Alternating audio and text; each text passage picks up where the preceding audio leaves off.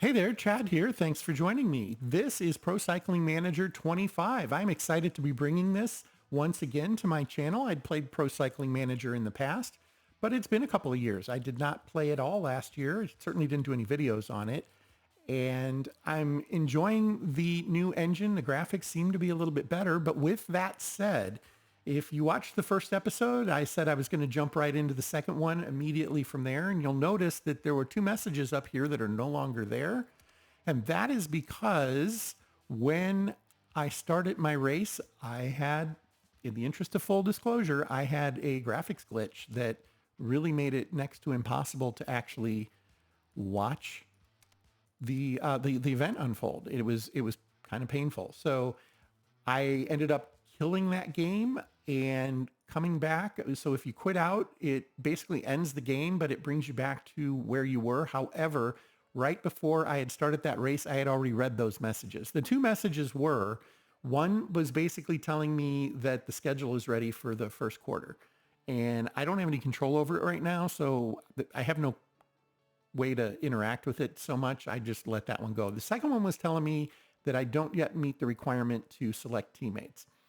Just to cover what that means, you can at some point, once you're at certain levels, I think it's level 5 and above, you're allowed to select teammates that you want to be in particular races with you. You might do that for different reasons. You might have compatible capabilities that allows you to have a partner in crime to pull you along. You might just realize that you work way better with a particular teammate, that their skill match with yours is ideal and they can lead you out really well. I think that's really probably the reason you would mostly want to pick something like that.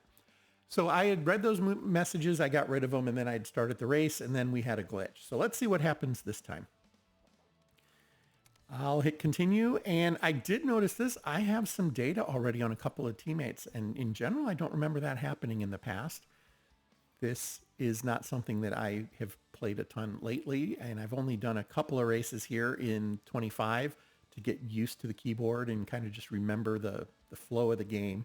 But there you have it. I have some information on these two guys. It tells me where they're at in their careers, and that can be good to know. Eventually, as you get to know them better, you'll get numbers in here, and that's really helpful. Let's look at the briefing. It's a flat course. Here we are. With it being a single race, we don't have any data populated for the current standings. And yeah, it looks like we have a good chance of doing well, at least for our team. And then finally, we're not a favorite. We're not expected to win.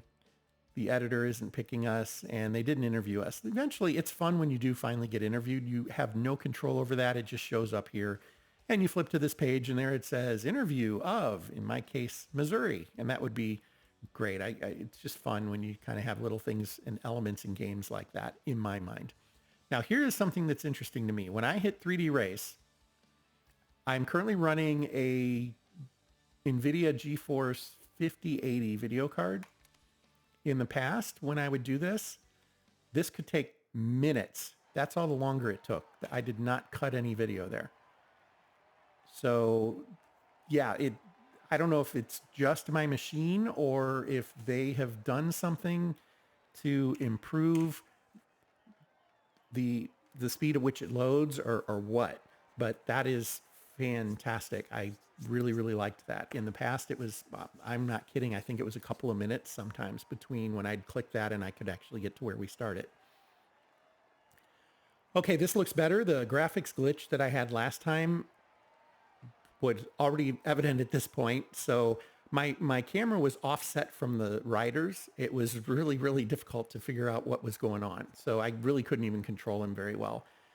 And we have a race strategy. Yep, we are set up to basically lead out for our teammates, work at the head of a group for 15 kilometers with at least one teammate in the group.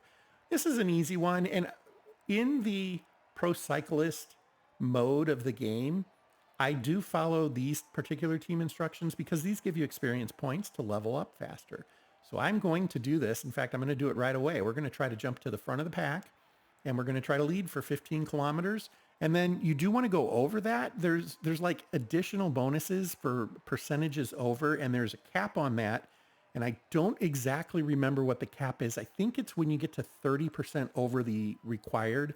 So in this case, it'll basically be when we get an extra, maybe it's 35%, 5 to 7 more kilometers. So we get to 20 to 22. We will get the maximum number of experience points we can get. I will try to find that number and look it up, what that percentage is that you really want to get to. But other than that, that will earn me some points. And then you get points for how well your team does. Anything that you do that is special, like if it's a stage race, if you win a stage, well, that's incredible, right?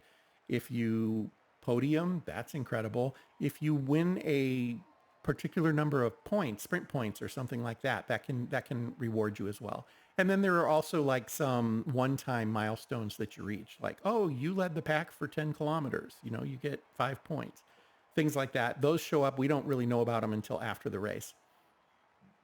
But the name of the game early on, when you're first starting the pro cycling mode, is the pro cyclist mode, is earn experience points. So we are going to set up to do this. I'm going to hit OK.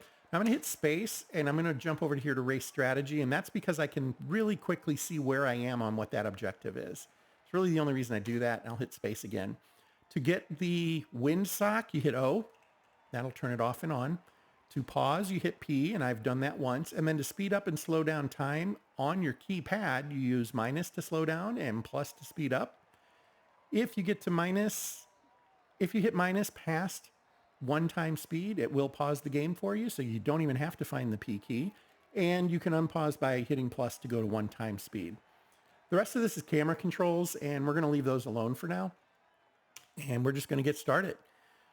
So, okay, my teammate is saying, save your strength. I am going to pause it real quick. I want to set this up real quick. Somebody's attacking. The announcer hasn't changed at all, and that's disappointing. So I'm going to go to relay. So I'm going to hit R. These keys are set up with the QWERTY in mind. It's QWERTY. I don't know if that is you. I don't know for sure, but I do know that I is to use your gel. And that's something you want to be careful of because you want to be very specific when you use your gel. And I don't have all the facts on how you want to do that, but I have a strategy that I use that tends to work for me. So I have adjusted this so that it'll be relay. I can also click with my mouse, by the way, but I tend to use the keyboard. It's just easier. And that is R for that one. And then you use on the keypad, you use 8 to increase your effort and 5 to decrease your effort. And I want to go to 75. Usually that is a great place to be to start a race. It'll get me out there, hopefully. You should see me picking up a little bit of speed there. I got 3-4 teammates out here. That's great. And I'm going to slowly kind of pull to the front, and I'll want to lead for 15 kilometers. And that's really all it's asking me to do right now. And we're almost there. Oh, and a good hill. I'm good on hills. I don't mind showing off a little bit when we get here. I can pull ahead, and we're only 5 seconds behind the breakaway. We're going to let them go, though. We're not going to push that with them. All right. The crowd noise has cut out, and now I feel like I'm screaming. So, all right. Well, I'm actually not getting quite as far ahead as I want. So I'm going to hit E to go to the individual effort as opposed to relay and see if I can get up there. Maybe if I go to 85, it'll put me to the front. It's actually quite a bit of effort for this early in the race. Usually you're sitting at 70 and you're fine. Okay, there I am. I'm finally at the front. And if we check this out, eventually we'll see this tick up. I don't know if it refreshes only. Yeah, actually it did right there at the end. It went to 1. So we can watch that, and I should be able to see it go up to 2 if I'm still ahead. And there we go. I want to get that to, we'll say 22, I think is probably a good number. And then I will have maximized my points. And at that point, it's a matter of finishing the race as well as I can and trying to help a teammate finish well as well. Those are other ways that I can earn points. You'll notice down here right now, it does say in the lower right corner, 4 out of 15 kilometers, and it gave me a percentage. So we're going to back off a little now. We're going to go ahead and let that breakaway go. We will probably rope them in later, but I don't want to be burning all my energy just quite this early. And we're even going to slow down a little more. It's a pretty good hill. I am a pretty good climber at this level. For Continental, I'm a very good climber. I don't really have a whole lot of rivals there, I don't think. feels like you do pretty good climbing. Also, I tend to play the game in 2 times speed, which is this. I feel like it allows the race to proceed and not drag on so that I'm spending an hour in every race. And if I need to slow down, obviously I can. I can also pause to make adjustments, but this just feels comfortable to me. And then when we're just cruising, I'll often go up to 4 times, sometimes even 8 times if I'm just completely out of the mood of waiting for it. Now, okay, we fell behind that guy, which is fine. We don't need to be up front the entire time. And we've met our obligation. We're going to continue to move that forward, though. We want to get those extra points if possible. And when we get to the hill here, like we just did, I probably will pop back to the front because I'm a little more efficient on those hills. But as you can see from our energy, we're really burning. I think that's yellow bar there. I don't want that to bottom out because if it does, I start to eat the second bar, and that one is starts to impact your overall stamina. So I'm going to back down just a little bit, back down to 70. Notice we caught one of the breakaway guys. And we are now at 19 kilometers lead. Like I said, if once I get to 22, I'll be happy. I'm not going to feel like I need to go much further than that. We're only 17 seconds behind the breakaway, right where we want them. They're burning way more energy than we are, although I'm burning a lot of energy. And as you can see, I have hit that level where I need to back off and sit up for a bit. I've burned way too much energy, and I'm going to bonk is what will happen. So we'll build some of that back. And we collected the breakaway. They didn't break away for long, did they? 93-kilometer race, and we caught them before the 50 miles to go marker. So yeah, they didn't have a huge one. There's one guy out there. He's not our teammate, so. Okay, something I'm going to do right now, I'm going to slow things down to a pause, and just for fun, I'm going to right click on this guy and I'm going to select observe, and I will start to collect information on him. I will kind of watch him, and it gives me first of all, it'll give me some of his stats over time. I'll eventually, if I observe him enough, I'll gain information on how good of a climber he is, sprinter, things like that. But also it can be helpful to read when they're like getting ready to attack. It seems that it gives you more of a buffer to be able to respond to it. I keep forgetting space is not pause in this game. So that might be something I might change a keyboard binding for. Okay, and I'm gathering some energy back. As you can see, this will get a little steep, so I'll burn a little again, but it's not a steady downward track. And that number flashing means that I don't have enough effort to really keep my pace with the rest of the peloton right now. So I've gone ahead and adjusted that up just a little, but otherwise we're just coasting. Now, if I have a teammate here close, let's see. He's not a teammate. My mouse, when your mouse rolls over somebody, you see their name.